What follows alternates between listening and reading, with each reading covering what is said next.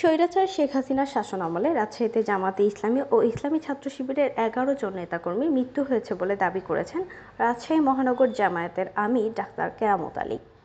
শনিবার দুপুরে রাজশাহী নগরীর একটি মিলনায়তনে রাজশাহীতে কর্মরত গণমাধ্যম কর্মীদের সাথে মতবিনিময় সভায় প্রধান অতিথির বক্তব্যে তিনি এসব কথা বলেন। জামায়াতের আমির বলেন, বিগত স্বৈরাচার শেখ হাসিনার শাসনামলে সবচেয়ে বেশি জুলুম ও নির্যাতনের শিকার হয়েছে জামাতে ইসলামী ও ছাত্র শিবিরের জনশক্তি। আমরা কোনো প্রতিবাদও করতে পারিনি, এমনকি কেউ মারা গেলে জানাজার নামাজটাও পড়তে দেওয়া হয়নি। আমাদের লোকজন যে কান্না করবে সেই স্বাধীনতাটুকুও ছিল না।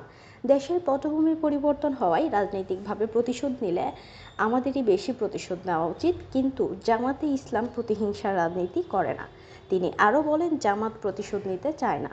ছাত্র জনতার গণ অভ্যুত্থানের বিনিময়ে আমরা স্বৈরাচার হটাতে সক্ষম হয়েছি। এখন দেশ গড়ার সময়। জামাত দেশ গঠনে কাজ করছে। এই সময় মহানগর জামায়াতের সেক্রেটারি এমাজ উদ্দিন বন্দল, নায়েবে আমির ও রাজশাহী বার অ্যাসোসিয়েশনের সহসভাপতি অ্যাডভোকেট আবু মোহাম্মদ সেলিম, অধ্যক্ষ সিদ্দিকুর রহমান সাংবাদিকদের বিভিন্ন প্রশ্নের উত্তর দেন। তারা বলেন, কোনো নিরপরাধ মানুষ যেন মামলায় না জড়ায়। আমরা সেদিকে সজাগ দৃষ্টি রাখছি। আমরা প্রতিহিংসা রাজনীতি করি না। কোনো ধরনের অন্যায় ও লুটের সঙ্গে আমাদের নেতাকর্মীদের কোনো সম্পর্ক নেই।